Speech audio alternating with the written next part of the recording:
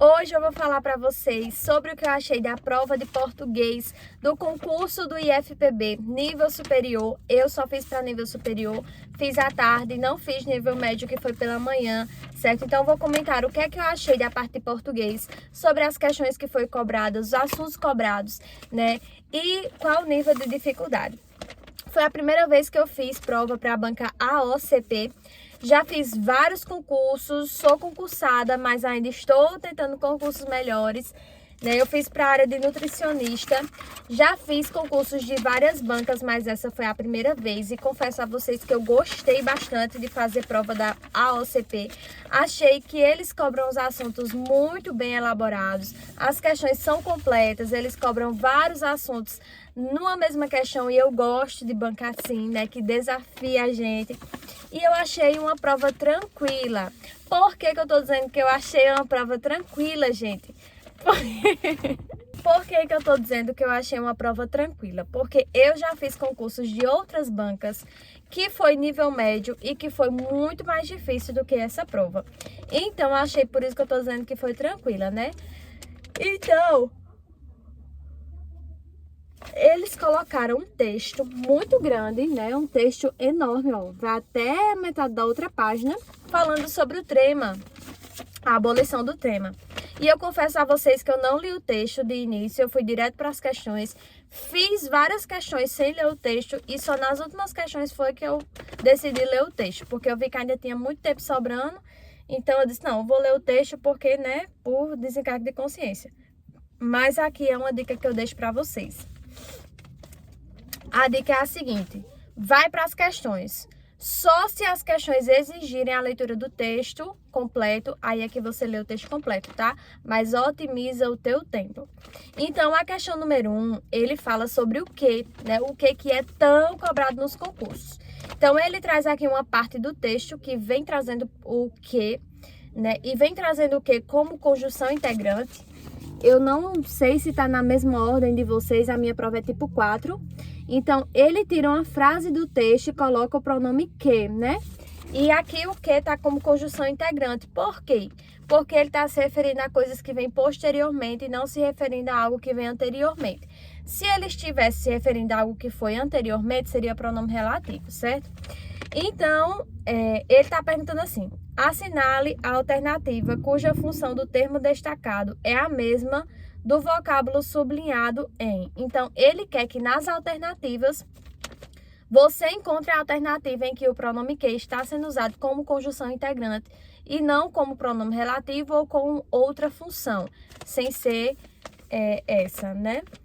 Então, vamos lá. Eu marquei letra C, que diz assim: esse sinal avisava que o falante deveria pronunciar a letra U depois de que ou G.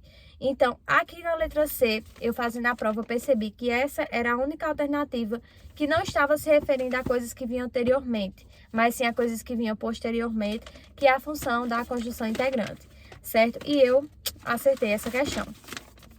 A segunda questão vem falando sobre regência verbal, muito interessante, né? A respeito da concordância e da regência verbal e nominal em excertos do texto, assinala a alternativa correta. Gente, eu sempre faço assim, ó. Eu sempre circulo o que é que a questão pede. Se pede a correta, se pede a incorreta, para eu não me confundir.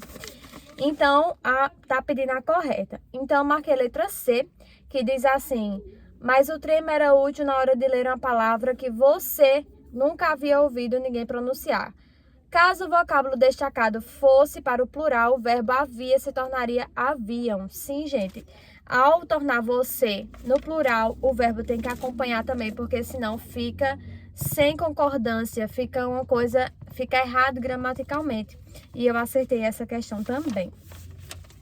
A questão 3, o que é que ele cobrava? Ele cobrava acentuação e pontuação. Então, assim, é bem completo, né? A questão 3, acentuação e pontuação. Então, assinala a alternativa correta quanto à acentuação e à pontuação. Eu errei, gente, essa questão. Eu ia marcar a certa, troquei pela errada. Eu ia marcar a letra B, acabei marcando letra D. Para vocês verem aqui, quando eu estava fazendo a prova, eu marquei que a letra B estava correta, que a letra C estava falsa, mas me confundi e acabei marcando a letra D. Mas eu marquei aqui, ó, durante a prova, que a B estava certa, gente. Infelizmente, eu me confundi, marquei a errada, perdi a questão, né? Mas é isso, concurso é isso, não é fácil, né? Na hora é muita pressão na hora da prova, pressão psicológica, pressão do tempo, tudo mais, e você tentando lembrar os assuntos, principalmente eu que não estudei, né? Mas é sobre isso. O 4, né? Questão 4 eu acertei, que pergunta assim sobre a formação de palavras. Gente, essa questão tava difícil. Essa questão eu passei, ó, pensando em como resolver essa questão. Porque formação de palavras não é um assunto que eu domino tanto, né? Mas eu acertei, marquei letra A, que diz assim, que por padronização, a palavra padronização, né? O termo destacado leva o sufixo são, o qual formou um substantivo a partir de um verbo. Sim, o verbo padronizar. Então, a partir do verbo padronizar, colocou-se o sufixo são e formou o substantivo padronização. Então, acertei, mas essa estava bem complicadinha. Eu acho que a mais difícil que tinha era essa, viu? Eu tenho esse problema. Gente, eu falar pra vocês, eu tenho esse problema. Eu acerto as questões difíceis e erro as questões fáceis, porque eu fico pensando, não é possível que seja tão fácil assim. E eu fico pensando e acabo mudando, mas era fácil assim mesmo. E eu me ferro depois. Mas essa questão estava muito difícil e acertei. E a 3 estava fácil e eu errei. Mas a vida do concurseiro é assim, né? Nunca desistir, sempre prevalecer que vai dar certo. Um dia vai dar certo. O 5 falava sobre a respeito das expressões destacadas, assinala a alternativa correta. Falava muito sobre compreensão de texto, né? E, inclusive, eu entrei com o recurso da questão 5, né? Que eu marquei letra C, em faltou comunicação transatlântica, a expressão destacada, comunicação transatlântica, funciona como complemento do verbo faltou. Faltou o quê? Precisa de algo que complemente a ideia, né? Se eu chegar para você e dizer, ei, faltou o quê? Fica sem sentido. Então, essa questão, ela faltou o quê? Uma elaboração melhor, uma clareza melhor para o candidato, porque não ficou claro o que é que estava pedindo, o que é que estava se afirmando aqui. Isso traz uma ambiguidade muito grande que compromete a questão. Então, eu entrei com recurso na questão 5, certo? A banca teve como alternativa certa a letra E. Confesso que eu fiquei em dúvida entre C e E, justamente por causa dessa ambiguidade apresentada na letra C. Mas eu entrei com recurso, né? Então, se a banca entender que realmente houve essa ambiguidade, ela vai conceder recurso. A 6, gente, assinala a alternativa correta quanto à ortografia.